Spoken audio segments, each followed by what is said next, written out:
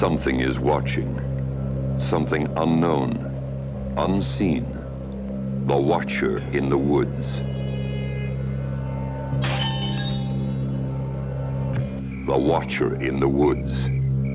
Hiding in places where only fear dwells. Something is watching, but it no longer stays in hiding. Bette Davis, Carol Baker, David McCallum, and Lynn-Holly Johnson. What did you see? It's not Karen outside there. It's someone else. The Watcher in the Woods. From Walt Disney Productions. It is not a fairy tale. Welcome to another episode of the Medfield College Film Society here in lovely Medfield College, the basement of room A113. No. We're here. Another spooky special, but it's not Halloween. Very excited to welcome in my society members if you made it to this spooky day. I'll start with my brother Michael. How's it going? Oh, it's going nice down here. It sure is. Matakumbe. Oh. It's going great. Things sure are swampy here in Florida. Yeah. Okay. Well, let's go up to the mountain climbs. Near some pretty chapels, stone chapels, as one Andy Brown. Andy, how are you doing tonight? Well, I've been out in the woods, and there's been a lot of wind lately. Yes. It just comes out of nowhere, like a very brisk breeze. But yeah, doing great. Little roustabout. And the founder, the Ray Kroc, or the whatever Brothers McDonald of the podcast, one Mr. Robert McSwain. How's it going? The Queen City is treating me well these days. Been out looking at houses and came across one with a shed or an outbuilding with dead birds hanging and nice other oddities, and I decided to pass on that one. But you got to look for a good fenced-in area. But yeah, that's the key, is having a good fence. I think I did find one with a good fenced-in area, so that's good. Stay off the shed. Spring is a good time for house hunting. It's not a good time for breathing.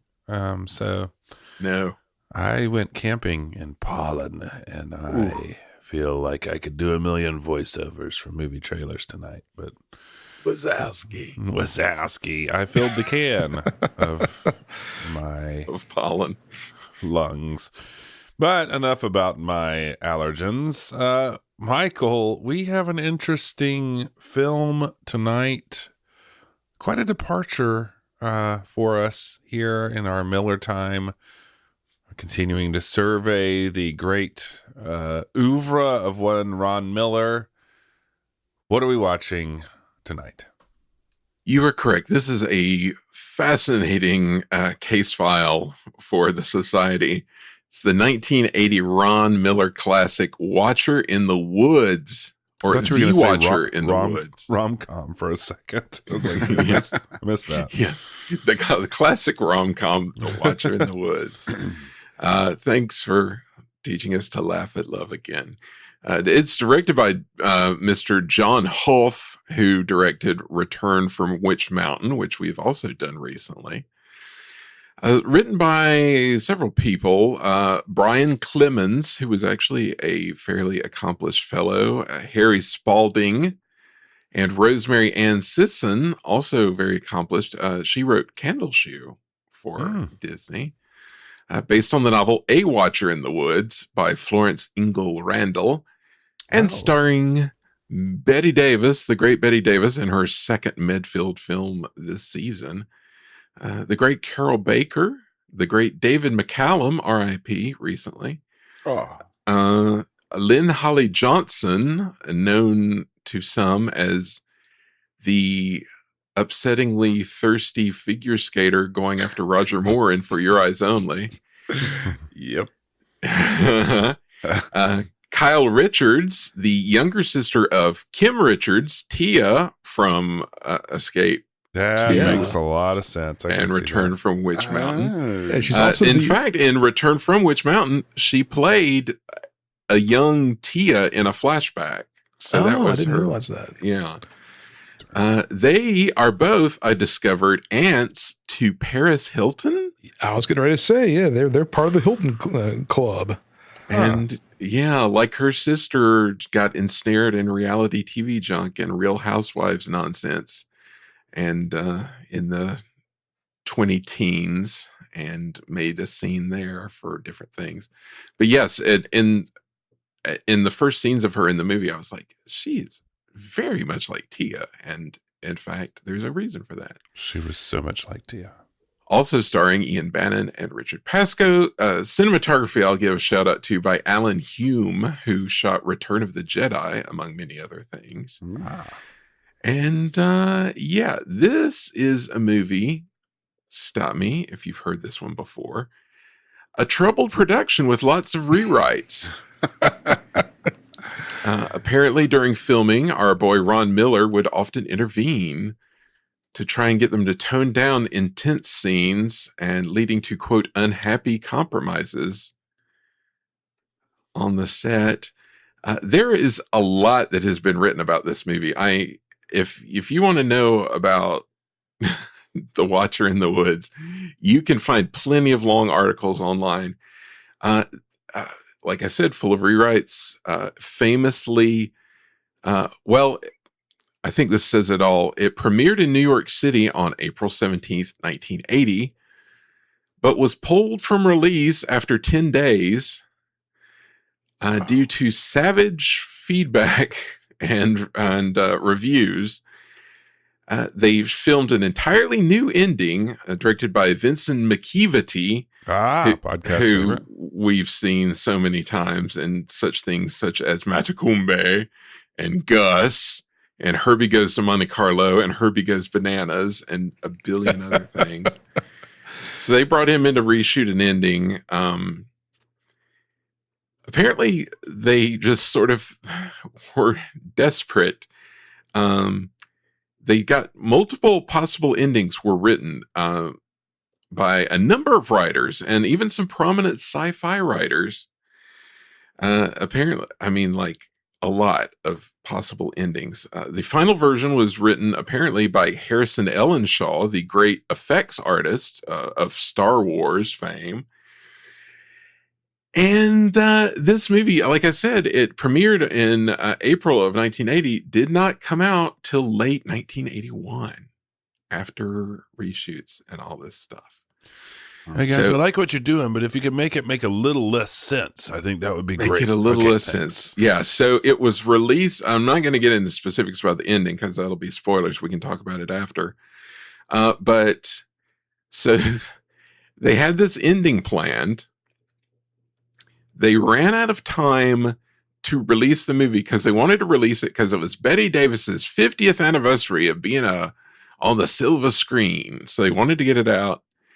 They ran out of time, had an unfinished ending, so they chopped it down to something very short that didn't make any sense, put that out, then they reshot the ending, and wound up trimming that down, and it's a disaster. Yes, so if the ending is strange, there's a reason why.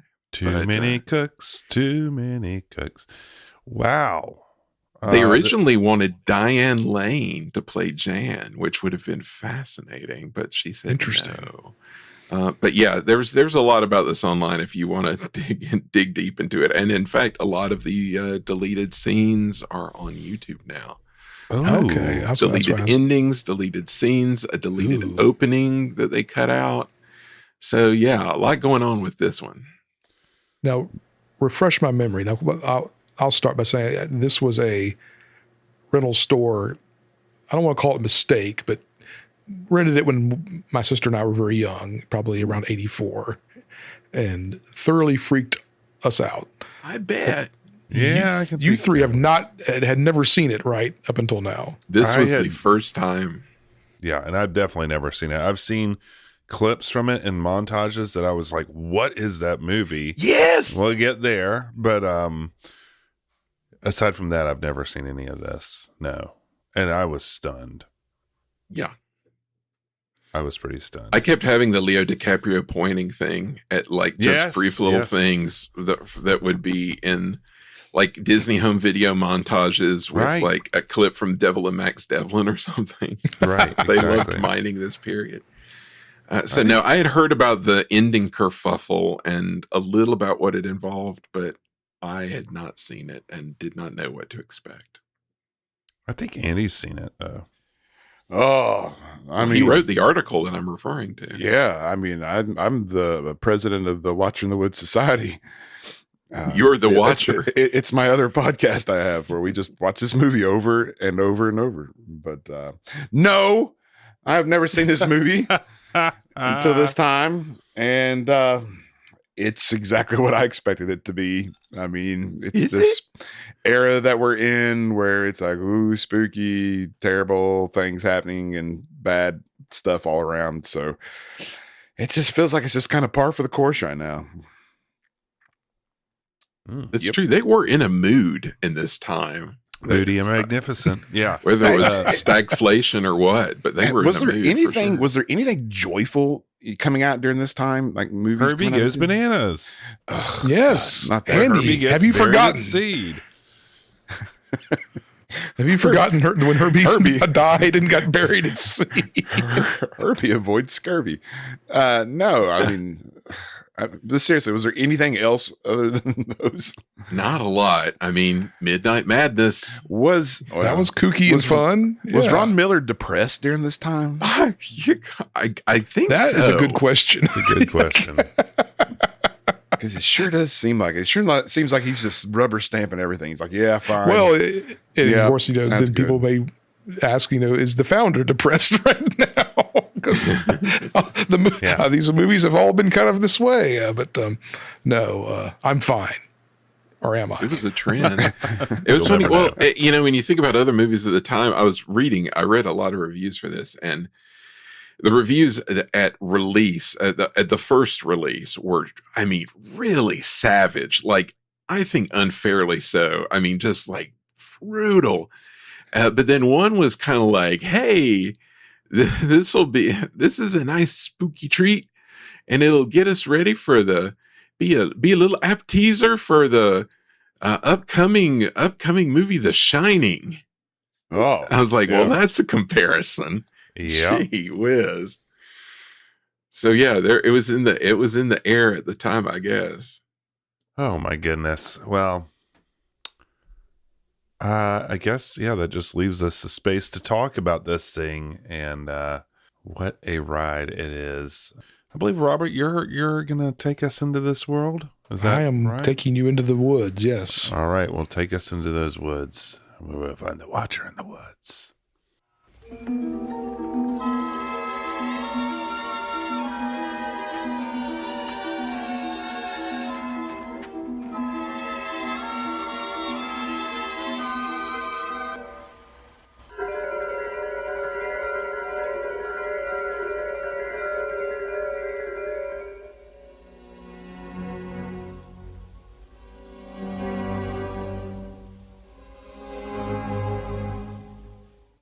Another silent Buena Vista distribution opening. Never a good sign. Yeah, that's a really big indicator, isn't it? Yeah. If they don't add the stinger. Walt Disney Productions presents The Watcher in the Woods, not to be confused with A Watcher in the Woods.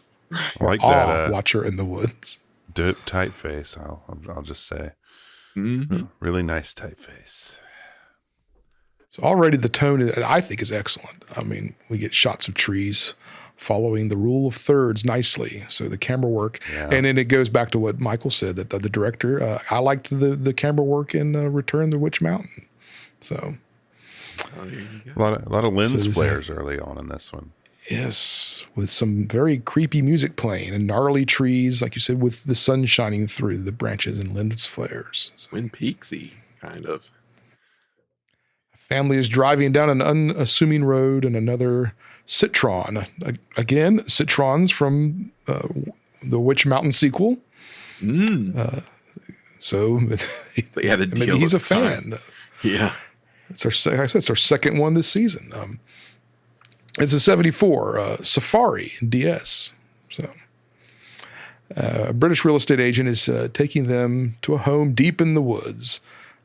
As the car approaches, the music gets dark again, and we get a very nice Steadicam shot as the camera moves into the shadows of the trees lining the road, almost like someone's watching them from the woods. Yeah, it's really getting into this watcher motif pretty quickly. Goes right into it, yeah. As the car passes, the camera comes back out and watches the car leave, and then quickly turns and runs into the bushes, building the tension. That's clearly... there's something out there. There's something going on in these woods. The car arrives at a large manor that's evidently quite a bargain. The father doubts that it's legit. The young daughter blurts out, maybe there's a ghost. And Nice to see David McCallum. I mean, Yeah. I was. He was the guy. He was what was his name in the Great Escape? But he was the one that put all the clothes together for him. Oh, yeah, the Scrounger guy. No, not the Scrounger. That's James Gardner. He was the guy that actually he was like make their suits and stuff. Oh, yeah, that's right. That's right. So, but then then Lynn-Holly Johnson though, since she showed up, I was like, hey, it's what's her name from For Your Eyes Only? What was her name? Yeah, I was blown away by that. I was not expecting that. No. Then I remembered what happened in For Your Eyes Only, and I was like, oh no. Yeah. You had to call the police on yourself. Yes. the realtor warns them that the owner that is renting it is a bit odd. As the kids wander around, they head into the edge of the woods and are met with a strange breeze. Comes out of nowhere. Yeah. Happens all the time. Immediately, I just breeze too, man. Imagining like big, wind machines off camera. All I could think of was Disney MGM Studios, like cat. Mm-hmm. Had some grips throwing like leaves out into the thing. Just buckets of leaves out of a trash bag. A very grumpy Bette Davis, who's playing Miss. Was it how do you pronounce that? Elwood. Yeah, Miss Elwood comes out, and she immediately has a wide-eyed gaze at the eldest blonde-headed daughter. Kind of disturbing. Did you know that this blew me away? So the mom, Lynn-Holly Johnson's mom, who's Carol Baker. Mm-hmm. Did you know that she's like the evil bad mom in Kindergarten Cop? That's okay. Remember, because they're trying to keep the kid away from the dad, right? And the dad's got his mom. That mom, that's her. Okay, well that makes sense. No I idea thought I recognized her. Yeah, that's amazing. Yeah. They show the family around the house, and Miss Alwood continues to leer at the eldest daughter, Jan. Jan finds her room and looks out the window and sees a weird glowing light in the woods. The window suddenly cracks. So Mrs. Alwood comes in doing some more leering, something she's very good at. Bette Davis, that is. I think in real life, I just imagine that's what she just would be doing. Just go around leering at people. That's right. The coffee shop leering at people in Hollywood. One of the great leers. She became one of the great leers of our time. She begins questioning Jan, asking normal small talk questions. What sort of person are you? Are you adventurous? Are you kind, sensitive? Do you sense things? Do you go? Are you a goer? You a goer? She asked knowingly. Do you go? Her mom interrupts the conversation, and Jan wants to keep looking. The atmosphere seems a bit off, like someone is watching in the woods again. Like every mom in the 80s, she dismisses Jan, says something awful happened here. Let's be honest, most of England gives off that vibe in some way or another. So as they are leaving, the realtor mentions that Miss Alwood lost her daughter mysteriously. And again, creepy house. Rent is unusually low. Creepy Bette Davis, spooky forest. What could go wrong, right? Yeah, the realtor knows what's up because, like, when the younger sister's like, maybe there's a ghost, and she's like, it's like, yeah, something's going on. So as they leave, Miss Allwood speaks to the trees. She's going to stay. Is that what you want? The family begins to move their stuff in. Jan is taking a mirror upstairs. As she sits it down, she notices her reflection is missing. We get a nice long shot when they reveal it too. So the camera kind of like pans behind her, and which I thought was a kind of a cool shot. How they did that. Cool shot. Yeah, that was cool. The camera work again is just scratching me where I itch. And Michael mentioned that it was Alan Hume who did James Bond films, For Your Eyes Only, Octopussy, A View to Kill, and then, as you mentioned, Return of the Jedi. Boba Fett, where? So he's no lightweight. Also, Fish Called Wanda, which I was excited to see. Oh, man. Is that a Disney movie? Can we put that on here? Probably not. No. So Jan can't see her reflection, and then suddenly the mirror cracks, and a girl is inside reaching out to Jan with a blindfold on before the mirror breaks and falls, shattering. Freaked me out, man. Freaked me out, too. Freaky. This was one of those scenes that they would put in like montages of the girl in the mat with the blindfold on. Also, like very Walt Return to Disney Oz and you. coded for me. Give me Return to Oz vibes. This was around the time I was like, man, this is kind of like Snowball Express. Kind of. Whoa. And then a giant like snowplow comes in through the wall and passes behind her.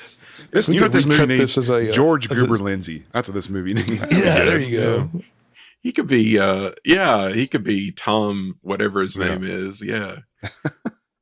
Jan's mom and dad come in quickly and dismiss her crazed talk as nothing to worry. It's nothing to worry about. Which, I mean, you know how old mirrors are. Like, a way to blow off your daughter's like psychotic break or whatever's happening. I was like, old mirrors are always breaking and showing you girls in blindfolds. Yeah, their parents are very dismissive. So just, they don't want to hear it. Jan is quietly reading in bed when we get our first jump scare of the movie where Ellie leaps out wearing a mask. It got me. And it got me too. So Jan heads to bed and hears strange noises outside, notices Mrs. Allarwood is wandering into the woods with a lantern. You know, just normal stuff. She's awoken to the sound of her sister talking in her sleep. That got me. I was like, that's weird. Yeah. She says she wasn't talking and that she heard Jan talking. So outside, the fog wranglers for the production are earning their keep as the wind begins to blow, making the fog vanish into the woods. They decide to sleep in the same bed together and just make the best of it. The next day, Jan and Ellie are hanging out with Mike at the barn. The creepy Steadicam is wandering around the barn now. Ellie walks up to a window that is covered in filth and begins to write a name backwards. Spooky. Ellie snaps out of her trance and says she's naming her puppy that she just got Nirek. She says Jan whispered that name to her the other night. You know, you say that there's these steady cam shots. It's not very steady. It's actually kind of making me nauseous as they keep going back to that shot. I kept thinking, man, it was rough before they built that steady cam. All I could think of was Sam Raimi. Like, this is all Sam Raimi up in here with these handheld shots. Yeah, for sure. Ooh, but yeah, I was getting nauseous. Outside, Helen is loading up supplies in the Citron, and a lady is helping, sees Karen written in the window, and is frozen with fear. Mike is taking the opportunity to put the moves on Jan. Hey, baby, you want to talk about it? And come here. Mike, I enjoyed Mike. I thought, Mike was good. Yeah. Back at Spooky Manor, Ellie wanders off into the woods as a strange man watches. Jan, sensing that something is wrong, goes out looking for her sister, who left her radio playing Herman and the purple cows from $1 Million Duck. Love it. Yeah, I was really I was thinking of you, Michael, when that music was amazing because it was the old like but updated for the time disco with like more Waka Chicka Waka in it. Yeah. I mean, was she so Lynn-Holly Johnson, of course, is American, but David McCallum is British. So was the mother supposed to be American as well? I was kind of a little confused. She was American. Oh, was she? Okay. But I think she was like the actress was living in England at the time. So it's kind of a fusion. But someone makes like a remark about him being a musician or something. Yeah. Oh, yeah. That was, that was when they were getting introduced. I love that. When Mrs. Aylwood comes in to like check them out to see if they're fit for the house, he starts playing this like little jazzy number on the piano. Yeah. And they're like, "Oh, I thought the housing agents like thought he was like an opera composer." I mean, she's just scandalized by this jazzy music. He's kind of like, "Yeah, baby." So Jan heads into the woods as the tension builds with more excellent camera work. She continues to call her sister's name, but no response. She hears a dog barking and sees Ellie at the edge of a small pond. Ellie keeps. And then, by the way, Ellie, man. This part right here, I remember as a kid, freaked me out. This whole section. I would imagine this movie would mess me up as a kid for sure. Yes, God. Ellie keeps hearing things, and then suddenly there's a blue pulsing light on the water. Jan looks into the water and sees a blue ring and warns Ellie that they need to leave. Suddenly the light pulses again and knocks Jan into the water. She gets lodged under a tree. Miss Alwood. Freaky. These shots were freaky of her underwater. Yes. I remember that making me very uncomfortable as a child. How'd they do that? I don't know. I don't know either. I was trying to figure it out. Movie magic, man. Yeah, it's crazy. It was really upsetting. And I was like, that'd been a mess to shoot. However they did it. But then didn't like Bette Davis like do like a Gollum and pull Frodo out of the water when they're crossing through the marshes? Didn't she do something like that? She just reaches down and rips her out of the water. It's like, don't chase the lights or something like that. What's it? Bette Davis and Gollum crossover. Yeah, it kind of works. That'd be fascinating. So Bette Davis shows up and starts poking her with a stick while Jan struggles and Ellie tries to fight her off. Miss Alwood and 5-year-old Robert are freaking out at this scene. Like I said, it really stuck with me. And I mean, I remember like, I think getting like hiding behind the couch. We had this couch sort of in the middle of the room in the den, and then just like, peeking over it during all of this. But I brought this up to my sister. I said, we're doing this movie. She said, "Oh, that movie freaked me out." I guess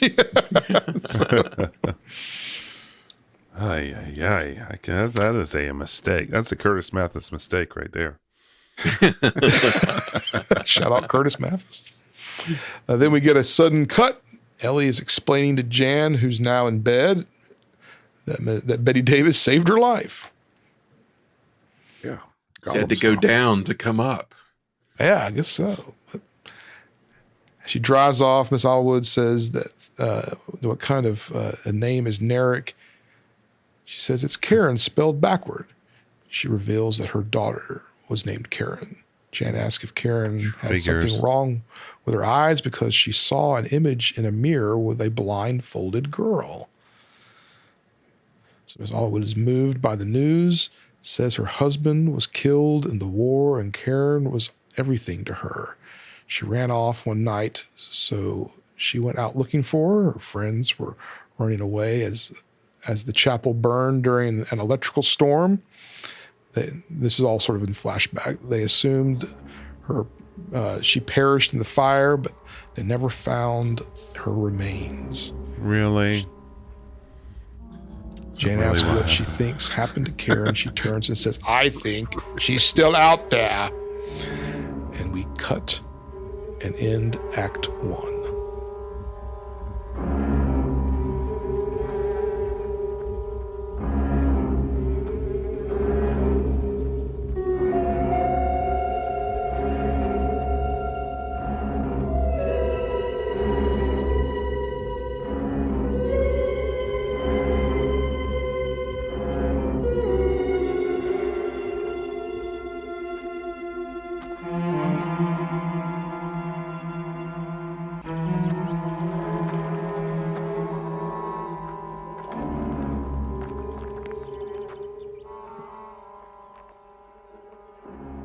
would just say that throughout this movie, Jan recovers from all these revelations far quicker than I think I would have in her situation. Incredibly durable. Yes. Like, even from the first seeing the blindfolded girl stuck in the mirror, I would have been like, no, I'm not going to go to bed and read a book and leave my window open. Okay. I'm going to leave right now. Yeah. I think I'm heading back to London. I think we'll stay there tonight. There's little impetus in movies like this to leave upon the first thing. It's like, let's go read. Yeah. The first thing was enough for me. Yeah. It would be enough for me. Maybe it'll get better. Enough for me to turn off the movie. Maybe it'll get better. Well, we cut to the family eating, and the mom isn't having it. This is ridiculous, Mom. This is ridiculous. I can't do this. And then we get more dirt bikes, guys. We're back at the dirt bike. Yes. Did not What's see that going on coming. with the motocross? Didn't know that Britain was known for its motocross. I did. Yeah, I was not expecting that turn. Mom, you go back to the breakfast. Mom says that Jan seems less moody today. Father agrees and says that she can see a knight on a mounted dirt bike. This whole Mike relationship is sort of materialized out of nowhere, didn't it? Yeah, I feel like Mike came out of nowhere. I was like, wow, yeah. They never introduced him really. It was just like, here's Mike. We're hanging with Mike. It's like a sitcom feel to it. I like that Mike has Mike written on the side of his helmet. That's what I like. I did like that. Yes. Make no mistake. You know where he is. There's only one Mike out there. That's right. As Ellie and Jan go down to the track, we see a lot of wrecks on the track. So naturally, they go right down to the track to watch Mike, like right beside it, because they're wrecking all over the place. Mike. Ellie runs off with a dog, and we get another Watcher in the Woods cam. Ellie hears something, and she calls Jan to come quick. Just as a bunch of dirt bikers flip off their bikes, and one bike flips in slow motion, explodes right where Jan was. Spooky. Very 1980s, like A-Team dirt bike exploding. Yes, this is opening the 1980s explosion effects. A lot of oil. Mike's on his way back, taking Jan. Says it's lucky she moved off the rock. She says, it's not luck. It's been a crazy week, Mike. And begins to tell him the whole story. What? I wanted Mike to have like a really thick accent. Oh, yeah. Oh, blimey, that's a story. What? Hey, mate, you got to hear this story. Do what, telling John? the story. Come again? Do what? Says that there were 3 kids with Karen the night she was there, and one turns out to be Mike's mom. Little sleuthing at foot. What's all this then? All right. What's all this? You want to talk about it? We cut to Mike's mom. Blimey. They're talking over it away from everyone else. She says, leave it alone, Mike. Leave the past behind. Let it lay. Let it lay where it was. Hakuna Matata. I believed her. She was a good actress. She was. She sold it. Alone. There were not very many good actors in this movie, but she was definitely one of them.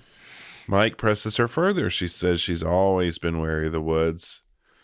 And he asks her what she thinks happened to Karen. She says she thinks she ran away from home. It's the only logical explanation. What? Even though she's wary of the woods, is it? Is it? Mike asks what they were doing, and she says, just laughing about, it was just a game. Then there was a sudden storm. Lightning struck the belfry, and all of them ran out but Karen. Bloody Vikings. He's a very naughty boy. Well, back at the other house, Windemore or whatever it's called, Jan is saying to her dad she's saying bye to her dad who's going away on work. And, just leave the kids alone. Who cares? Whatever, baby. Whatever. Just go watch TV. But really, after a kid almost drowned, what's going on here? Yeah. And she's seeing like specters. Right. Whether you believe it or not, that's not great. We get soundtrack notes of doom, but wait, now we're horseback riding. I wonder if he had a second family. That seems likely. He's on tour with the Get back to Stones. That's town. what I thought. Yeah. Yeah. Got a want family to- on the East End. 99 Chicken. brown M&Ms in a brandy glass. I had to beat them to death with their own shoe. Me and Jeff Beck found a little sweet shop down in London. Ellie, Jen, and Mike are now riding horses. They decided Mike, Two Sheds Fleming. That's They decided to go back into the woods and see a blowing bush in the wind. It's like Big the, Lord of the Rings energy here. Yeah, we combined with the singing bush from Three Amigos. Why is the bush scary? I want to know. It's like there's a lot of scary going on. mountain. Yeah. Anyway, the horses are spooked. Ellie's practically runs a man in a lorry off the road into a stream. This man, oh, my lorry, my fresh baked breads, Me buns. my crumpets. Crumpets. Everyone's horses are running amok. Jan takes her to a graveyard outside a ruined church. Naturally, the curious Jan, she's like, I might as well go look in the spooky church. Yeah, I've sure. only just almost been drowned and what all. I've almost been killed by a motorbike. Yeah, go in the spooky church. Hear the door's shut. Jan looks around asking if is anyone there. It's like Jaws music. It's like ba-bum, Mhm. ba-bum. She goes to the crypt, not just the regular part, not the nave, not the chancel, but the crypt. When a light falls upon the crypt in a triangle formation, this is some Star Trek going on here, or X-Files. Yeah. One. Yeah. Oh, total X-Files. Is she still wearing her Western outfit?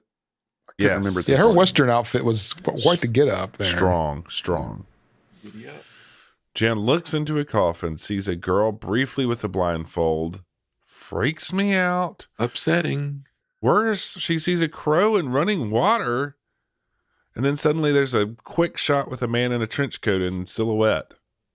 Guys, what you thinking? What you thinking about all this? My brain hurts. Hey, what you doing here? She runs out of the church. Mike comes up. The man runs off. Mike shares that it's just Tom Coley, who was with the group the night Karen died. It's just old Tom Coley. He's gone a little batty. Mike He's a and Jen simple fellow. go back to look at the crypt, but they do not see young Karen with her blindfold. Well, Mike is starting to chide Karen about, don't build it up, lady. Drama, hysterical woman. As a whirlwind comes across the church and blows out the stained window and leaves two glass Blimey. circles, also with triangles. She says there are triangles and circles showing everywhere, but what do they mean? Iconography. Like a circle in a circle. Like a wheel within a wheel. That's right. How's everybody doing at this point in time in the movie? I am engaged. Actively engaged. Yes. I'm engaged, and I'll say that for me, this movie's already like way spookier than like Something Wicked This Way Comes. Oh, yeah. Just Yeah, the yeah, way yeah. that it's. But is it the whole better? plot's Is it revealing. better though? I'm not going to say that until the end. Okay. Fair. At a big house, we see Tom Coley reporting all he saw to what must be the other person who was there that night Karen died. It's John Keller, the local rich. Tom Coley seems to think that Jan is Karen, so he is frightened. John Keller, the local rich, says to relax and not speak of that night ever. Tom asks if it's the ghost of Karen he saw come to punish him for what they did. And we get a jump house to a fun house ghost with a crazy noise. I don't appreciate the jump cuts. No. Too many of them in the movie.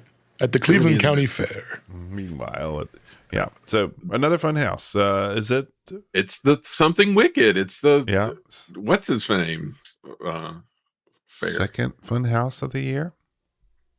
Jan comes into a hall of mirrors. She gets stuck, and there is Karen mouthing something in her blindfold, reaching out, freaky. The House of Mirrors scene messed me up. And they had a House of Mirrors at the Cleveland County Fair. Yes, they did. And it bothered me to go into that place because of this movie. Yeah, it would. It would. It's bothered me as an adult. We're getting all kinds of zooms. It's little shades of Crawford camcorder footage with the in and out zooms. Wow, wow, wow. Barf cam. Yeah, barf cam. And then we get like the kind of like strobed Karen in profile. That was in the like Walt Disney and You.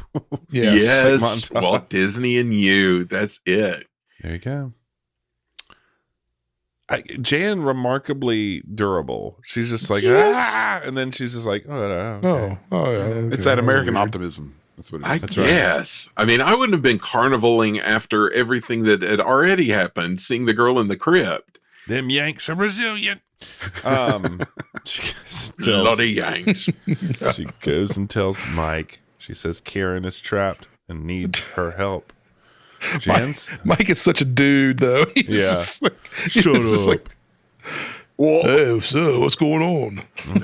No, baby. It's going to be all right. You all right? Come on now. I'll take you in a tunnel alive. Jan says she needs to find out what happened that night. And then she goes riding up to John Keller's house. She goes to stately Wayne Manor. Or Francis Buxton's house. I'm not sure. I'll tell you what. Yeah. I mean, say what you want about the British, but they can construct an edifice in that country. You are right. They can rich very well. They are good at riching. She knocks on the door, a dog barks, and Keller answers and says, "This is private property." Jan tells him Karen needs help and shares that she has seen Karen. She says she has to know what happened that night. Keller says, "It's none of your business." Keller kicks her out, and I guess she just goes back into the woods eventually. Yep. There's a sign for a cottage. Why not? Finally, after some wondering, she arrives at the church or a church. Some church, something. What is it? Shack is. Yeah, is it a churchly shack? She's calling out for Tom. She enters a creepy room, sees a girl's shoe, and a black cat jumps on her. What is happening? Too many talismans, too many symbols. I want to know about whoever the PA was who had to throw that cat at her. Yes. Flinging it. Finally, Tom comes out, and he's reaching for her while holding a bird. It's very Torgo. It is fellow. It is Torgo. The British Torgo. The reaching out for the hair was giving me huge Torgo vibes. Also, just the abandoned woman's shoe was such an upsetting detail. That was. Tom says, "You're bringing Karen to haunt us." She asks why, and he says he can't talk about that. Tom's got a little bit of Tom Riddle vibe going on as well. Marvolo. He starts showing his live and dead animals. Okay, you've been a little bit too far in the woods, maybe. That's cool, Tom. Yeah. I'll see you later. I'm going to go back to the fun house. In his telling, he revealed, where's Mike? Guys, where's Mike now? What's she doing? She's too unflappable. It's like, I'm just going to go see this guy. Where's that English sensibility? That's what we need at this point. That's right. Yes. Well, he reveals that they never actually found Karen, by the way. Jan starts trying to convince Tom to tell me what happened. Come on, we got to get Karen free. Come on. Tom is freaking out, says, no, do not talk about that. No. Tom says he did not mean to harm Karen. He would never mean to hurt her. He reveals they were playing a little bit of a game. They came to meet in the chapel and blindfolded Karen. It was John Keller, the local rich's idea. Karen was new, so she had to prove herself worthy. We see a storm going on outside as Karen is being questioned in the chapel blindfolded in a wonderful flashback. John Keller asks whatever he's asking if Karen is worthy. And lightning strikes the castle and makes the bell ring, catching it on fire. Everyone ran out save Karen. And when Tom looks back, he sees the bell fall. And of course, Karen is not even there when the bell fell. Tom says Karen was so nice. and was his friend as we fade out. But the question remains, was she worthy?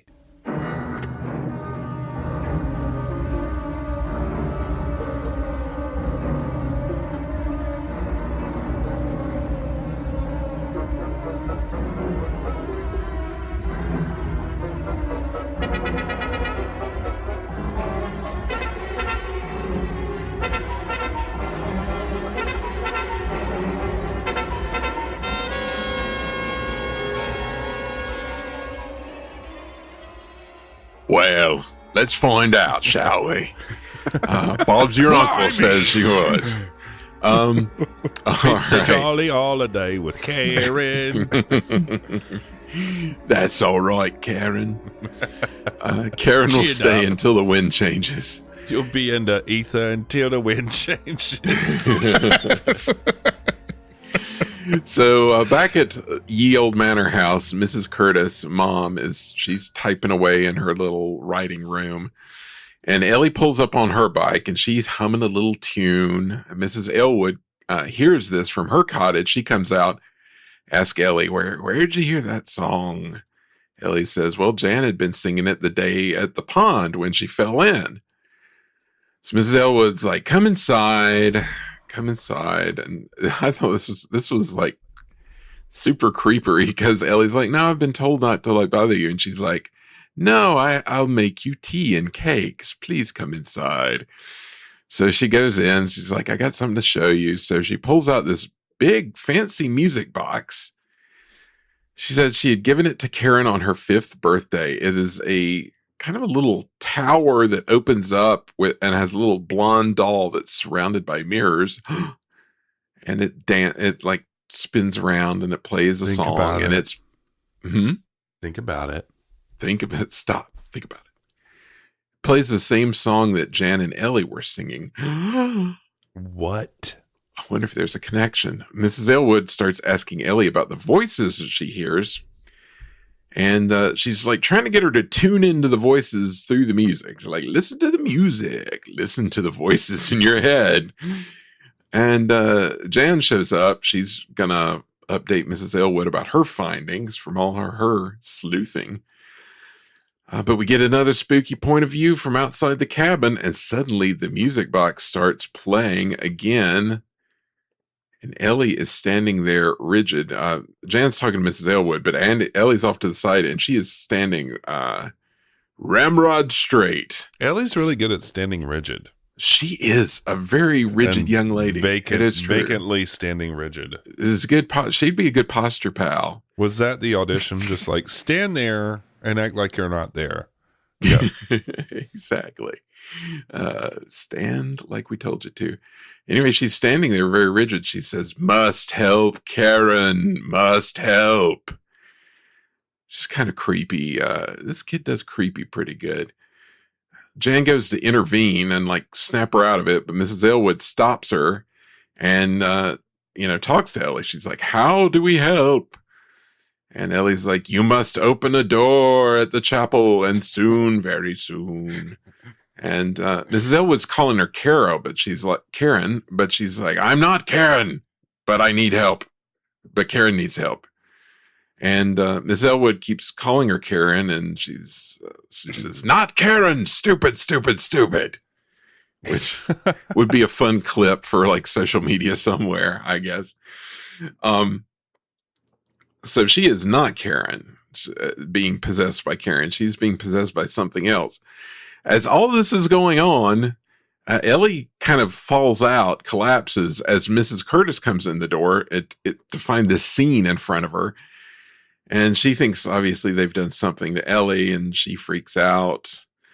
And Ellie comes to. Miss Curtis says, everything's going to be okay because we are getting out of here right now. Smart. I mean, finally. Yeah. Should have been a first night reaction, but she finally that's what I'm gets there. saying, man. Everybody just follow your gut. Yeah, But never also, should have I'm signed the like- lease, though. Yeah. The kind of layers of possession now are getting a little confusing to me. Yes. Who am Because I we've got this, speaking with? we've introduced this new third party, somebody that we don't know yet. Palpatine. Somehow Karen returned. So Mom's like, we're getting out of here. Jan's like, nope, Chapo. we can't get out of here. Says it's not Karen trapped out there, it's someone else. And Mrs. Curtis is like, nope. Go pack your bags. We are out of here. So it gets dark and it's raining really hard. So they go to get it in the car and head out. England. Yes. Oh, beautiful sunny England. Beautiful sunny England. Better weather tonight, man. As soon as they drive off the property, the car's lights short out. Nice and spooky. Jan's like, it's trying to stop us. And Mrs. Curtis not having any of it. She's like, nope, we're fine. Everything's fine. But the car keeps acting wonky, but the lights come back on and it heads out and it's going over this rickety bridge. And the car stops completely. And Jan has had enough. She rips the keys out of the ignition, says they have to get off the bridge. And she runs off and Ellie follows her. And so Mom chases them. She's just trying to get the keys back from Jan, but as they're kind of fussing around, lightning hits the bridge, sets it on fire, and collapses it, and the car plummets into the ravine and explodes. What's up with that bridge, man? What's up with this movie? From the Yeah, that's a good question. What's up? Kerosene soaked logs. Shouldn't have soaked them logs in kerosene. Anyway, so they're all spooked out, but head back to the house via the long way around, I can only assume. And decide let's just get in bed. Why not? It's been a long day.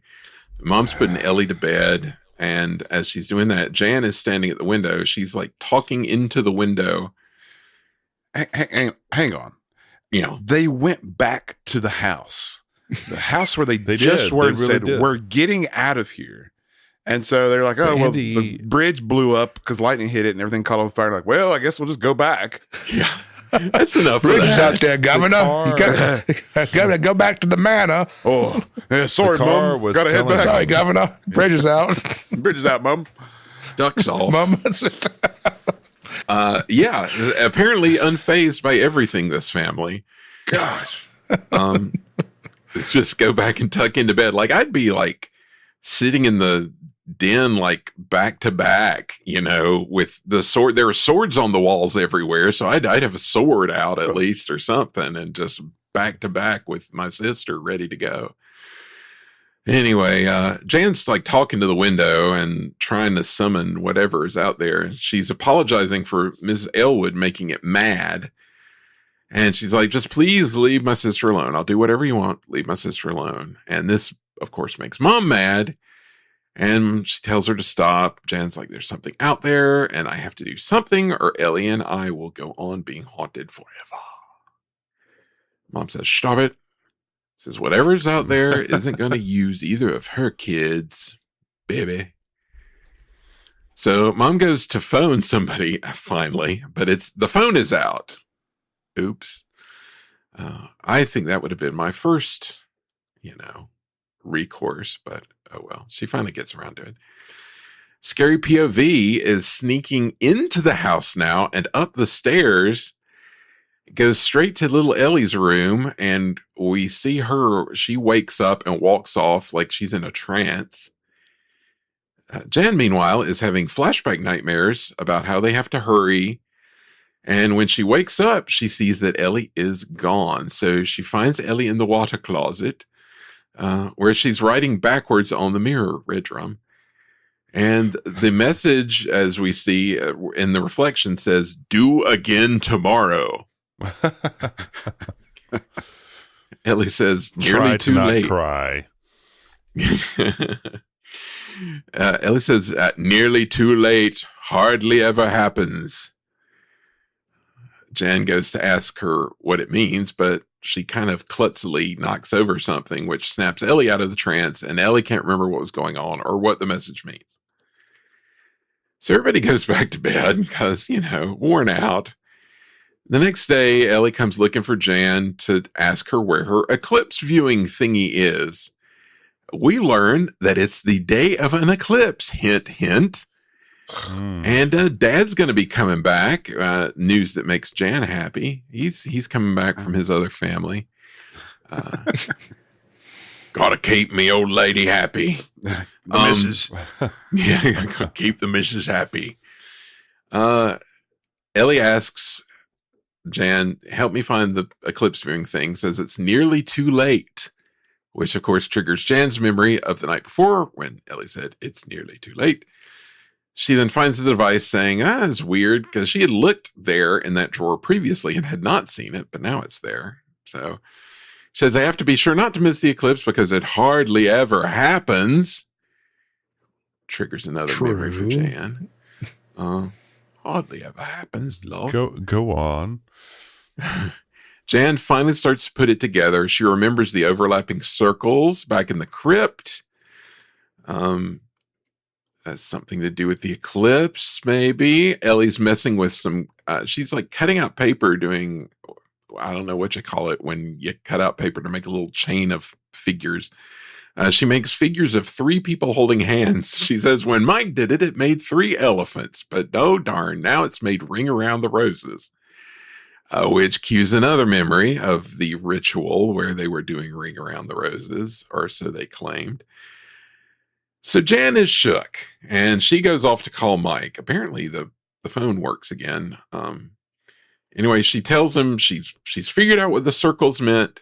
They've got to get Keller, Tom Colley, and his mom, and Mike's mom, back to the crypt ASAP. So Jan takes off on her bike, but is intercepted by Mrs. Aylwood, who asks where she's going. Jan explains. Mrs. Aylwood says, you can't recreate the ceremony because whatever happened to Karen might happen to you. Jan's like, well, I've got to do it or me and Ellie will never be left alone. So Mrs. Aylwood's like, all right, bye. We see the eclipse starting. This eclipse came out of nowhere. No foreshadowing of eclipse. It really did. Anyway, it's starting. Jan heads to Keller. Did He you insists know Karen is Keller, dead? So real quick, do you know Keller, the actor, was the leper guy in what was that? Braveheart? Robert the Bruce is talking to that guy with like a leprosy. You know I had seen that he was in Braveheart, but I didn't know who it was. Yeah. Robert the Leper. Yeah. Keller the leper. Maybe that's why he's living alone in his big mansion. Leper the Bruce friend. That's what I think. Leper the Bruce. Anyway, he says, get out of here. Karen's dead and I'm a leper. Says, Karen would never run away and done that to her mother, done that to her mom. And he is really not having Jan's appeals, but she busts out rhetoric. Really lays it on. You're a prisoner of your own guilt and you owe it to Karen to try. And she does it. She gets him to the chapel, but he's like, the others won't come. Sure enough, they do, though. Mike brings his mom and Tom. They come running through the chapel. And meanwhile, Ellie's back at the house watching the eclipse start, and Narek, the dog, runs off. And she gives chase into the woods. The wind starts blowing. Oh, turn on those machines again, boys. Get the leaves. Yeah. Give me a wind.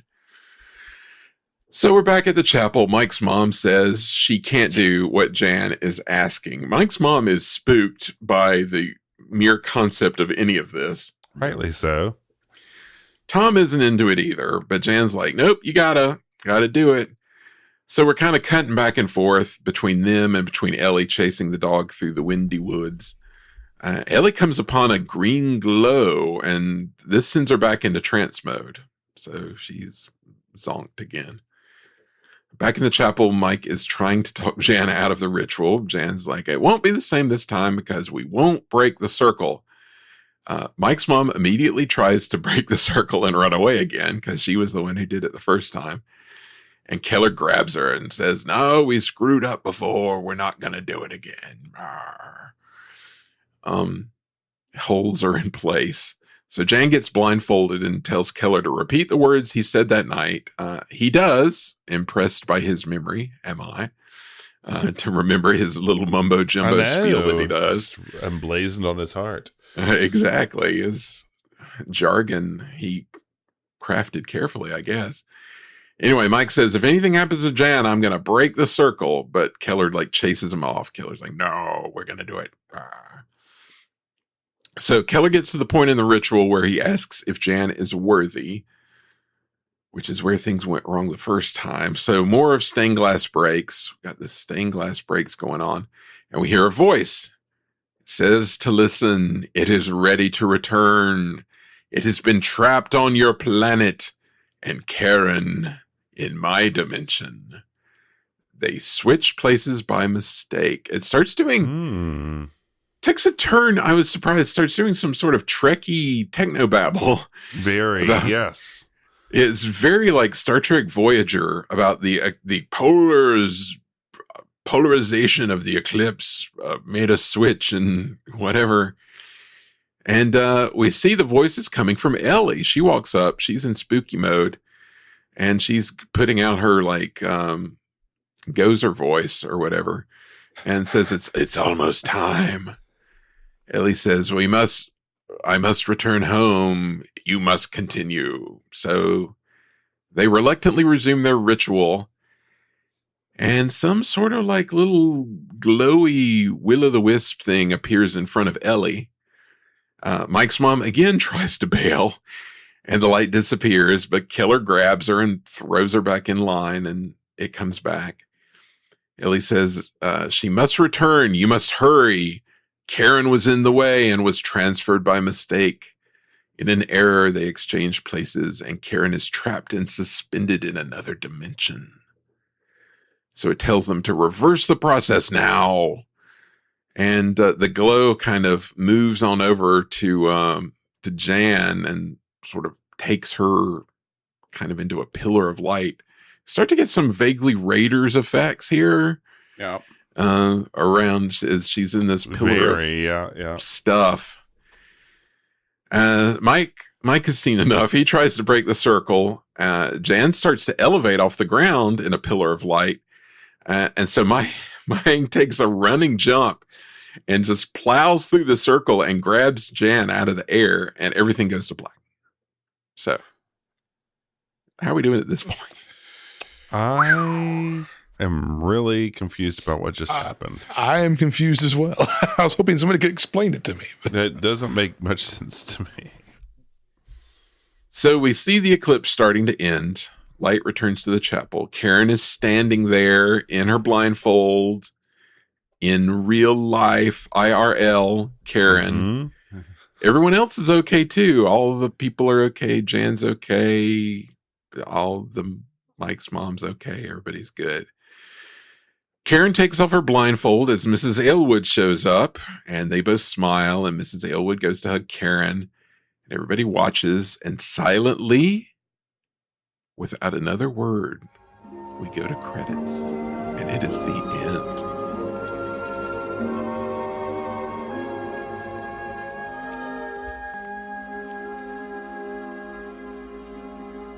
That was it.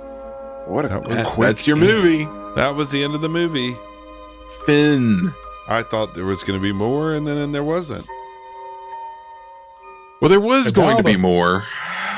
So that's what they did. They said, let's just end it. That was their choice. Their choice was, well, because they had has anybody seen like anything from like the original ending at all? No. All right. So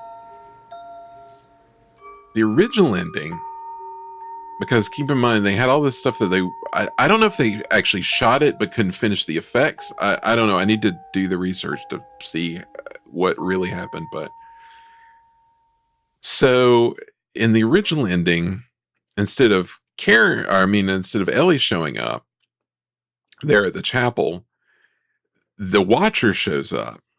And the Watcher is bonkers looking. It's kind of like the Queen Alien from Aliens, that sort of size, but it's kind of chrome, and it's not executed very well, but it's It's like a budget version of the Alien Queen. Huh. And it shows up, and it's got like these long arms, kind of like the Alien Queen has.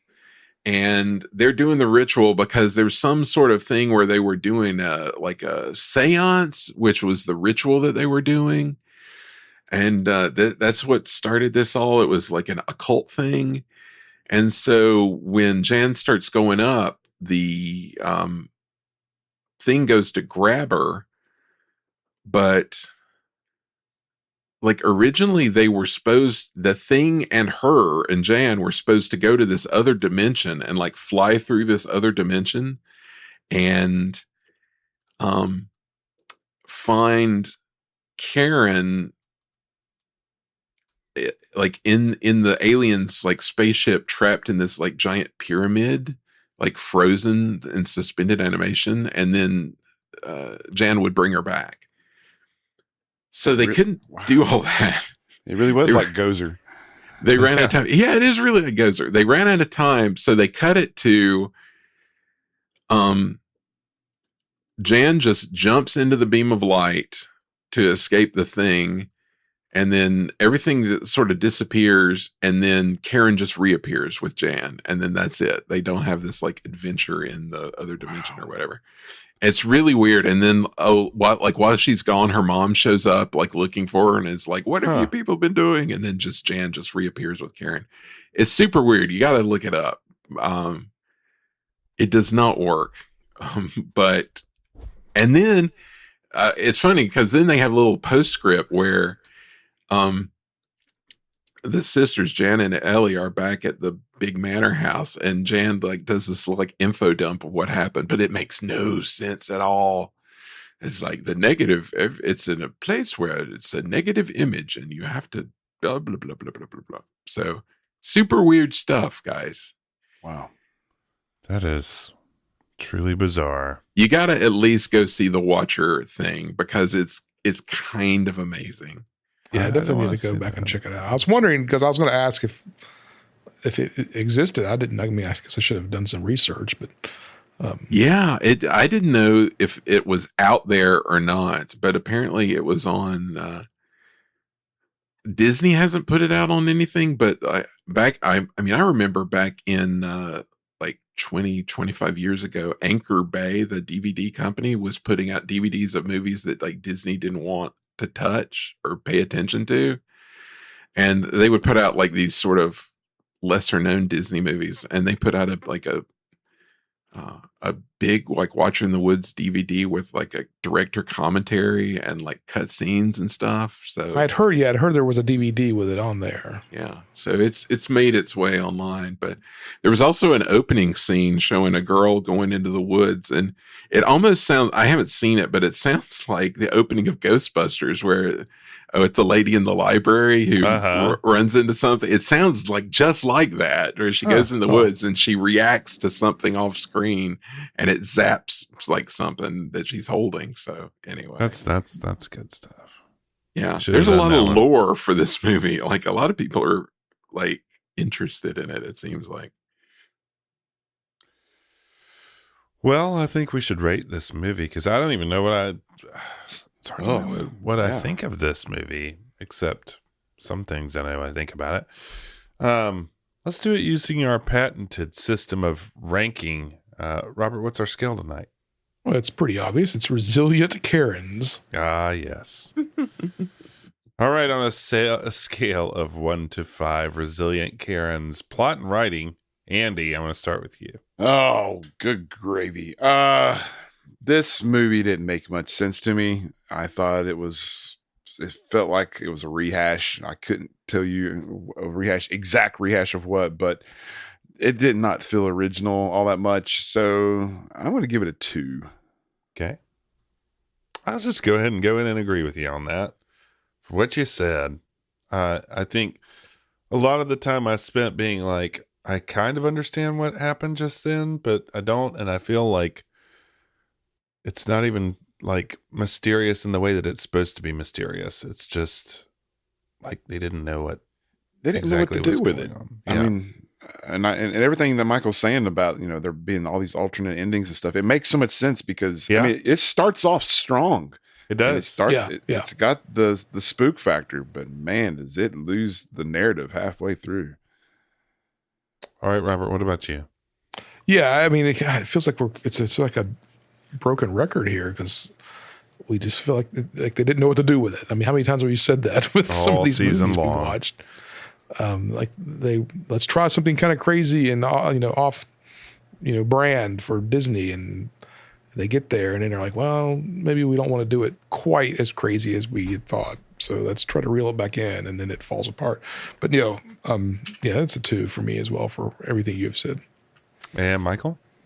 Well, I'll say in response to what Robert said about them like wanting to push things.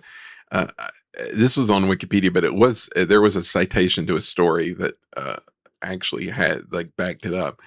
Apparently, one of the producers who was trying to sell Ron Miller on the idea said this could be our Exorcist.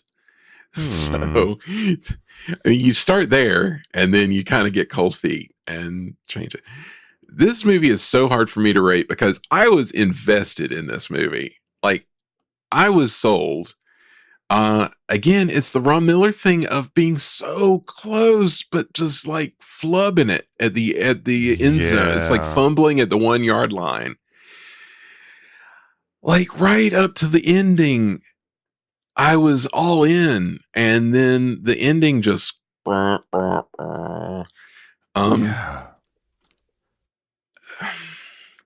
it's tough, man. I think I've watched enough like goofy sci-fi to kind of understand what they were trying to do, but still, I don't know. The writing could have been sharper. I mean, it could have telegraphed better what was going on. It could have introduced the character of the Watcher or the idea of the Watcher much earlier, because we think it's just the way it just trickles out is weird. Like if we thought it was just Karen the whole time, and then it was a big reveal that it's something else, that could have had an impact, Yeah. I'll give it a 3 though. I mean, I was into it, but could have sharper dialogue, could have had more clear plotting. All right, we'll stick with you for casting and acting. And what do you got for that? No, this was, like I said, I read a lot of reviews of this, and they were like real savage about the acting. And the acting didn't bother me. I mean, I know that Jan isn't the best actress, but I thought she was like credible for what was written on the page. I mean, the kids weren't like thespians of the stage, but they were fine. And, Bette Davis, David McCallum, Carol Baker, I'll give it a 3. All right. And Andy, what about you? This is one of those where the English actors saved it from the American actors, I thought. Yes. I thought Lynn-Holly Johnson was terribly miscast. She just, I did not find her believable at all. Bette Davis was, trying, but I mean, she had the glaring look or the leer, but, everyone else I thought was okay, but it still wasn't very strong. So that pulls it down to a 2 for me. Okay. And Robert? Yeah, I think I'm in line with Andy here. The acting was getting on my nerves at times. I felt very stiff, especially for the American actors. So, yeah, it was just 2 for me as well. I'll agree with that. I'm going to give it a 2 as well. Michael staying on the sunny side. Production value, I'll take that one. I'm a little bit on the fence on this one, but I think I'm going to give it a 3. A high 3, but a 3 nonetheless. Because, I like the setting was good. I thought the effects were not great. And, I like the cinematography. Maybe I'm going to give it a 4. It feels like a low 4, high 3. The more I think about like the camera work and all that, The music was pretty good. So I might give it a 4. Robert, what about you? I'm gonna give it a 4 as well. I mean, we didn't talk a whole lot about it, but just the camera work throughout. But especially, I mean, in the motocross scenes, they did a lot of stuff there. I thought that strengthened the storytelling at times, and you know, the steady cam was not quite steady.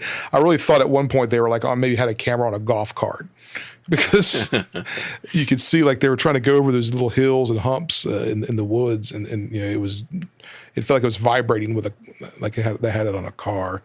But no, all right. Michael, what about you?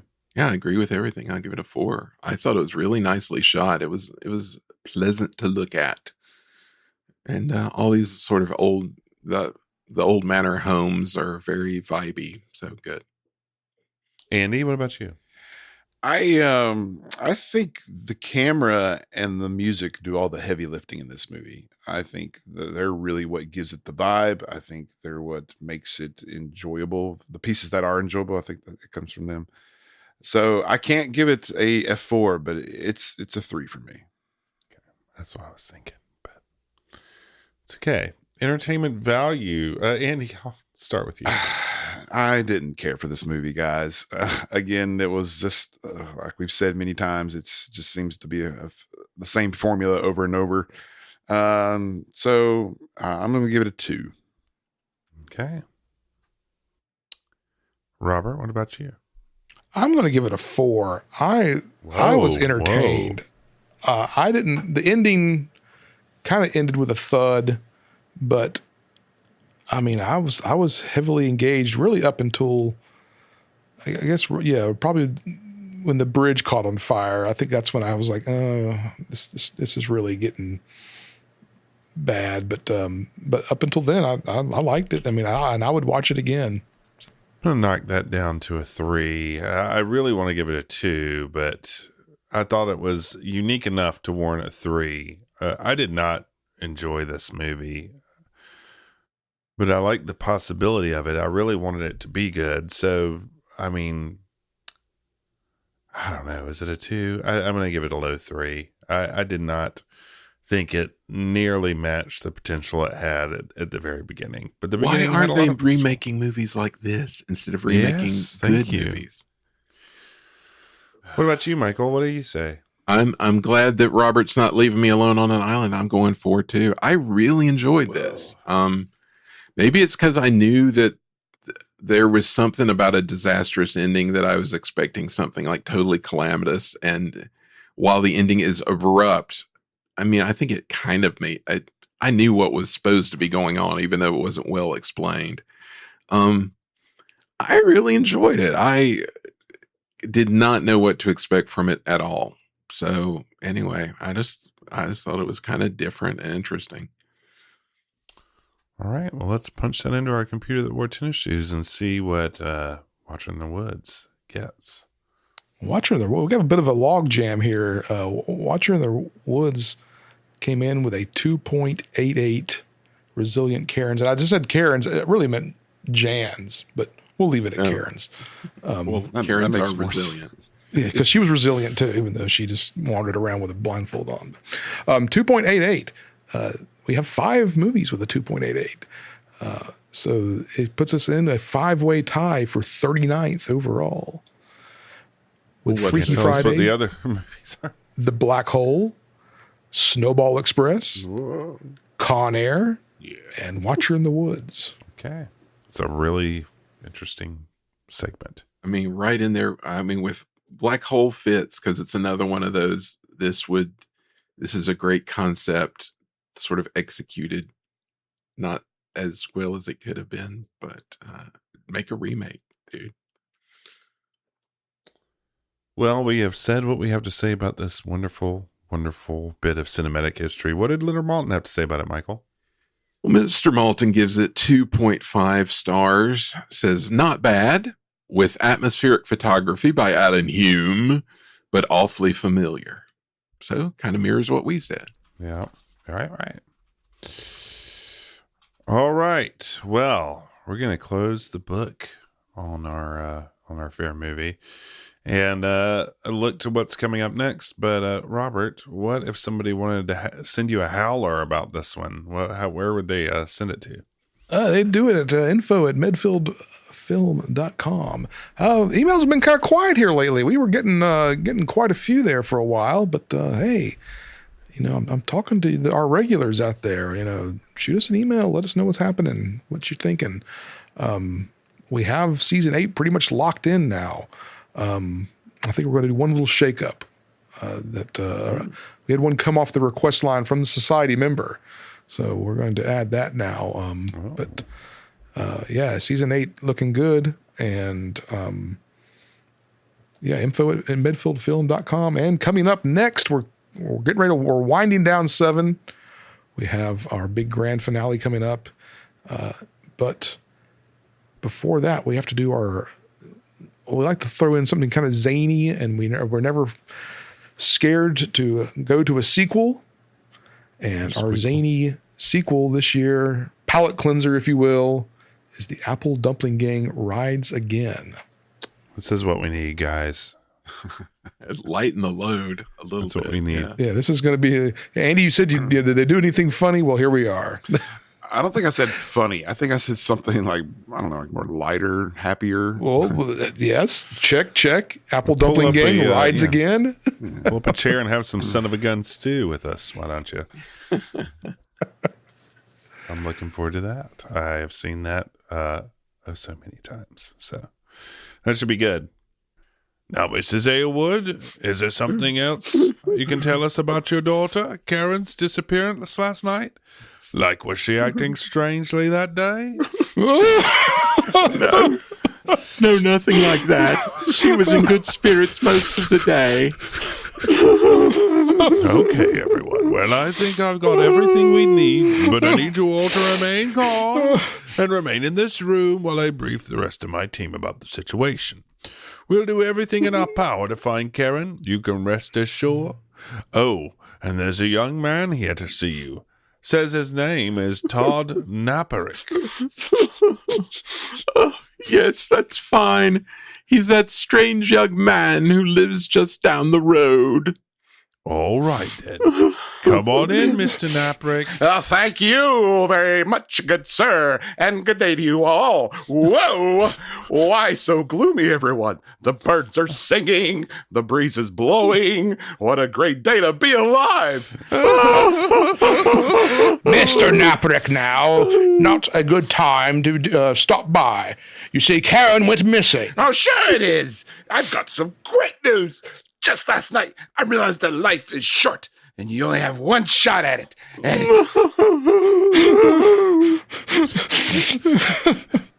And you got to make the most of it. And I realized, Mr. Naperick, please. I realized that I want to make something of myself. You see, I was just thinking I could be what those city folks call a graphic designer. Say, fella, you going to eat that sandwich?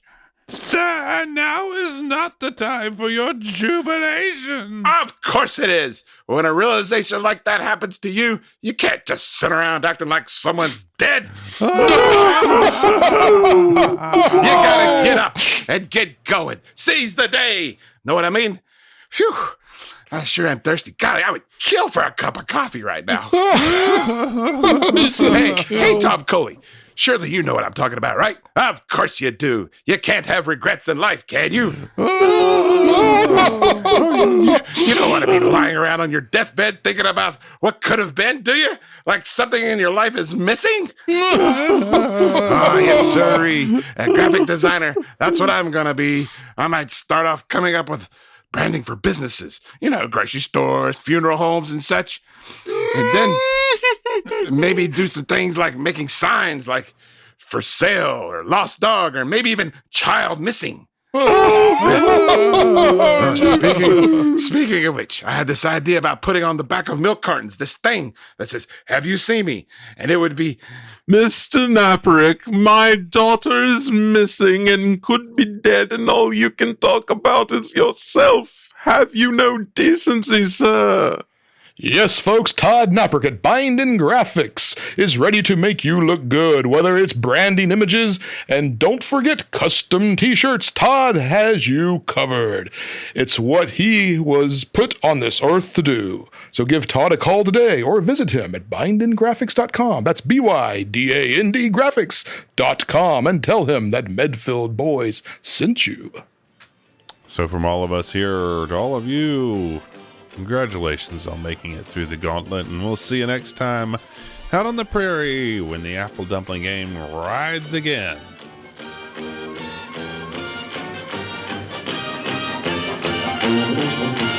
Proud are we of mighty Redfield, alma mater dear.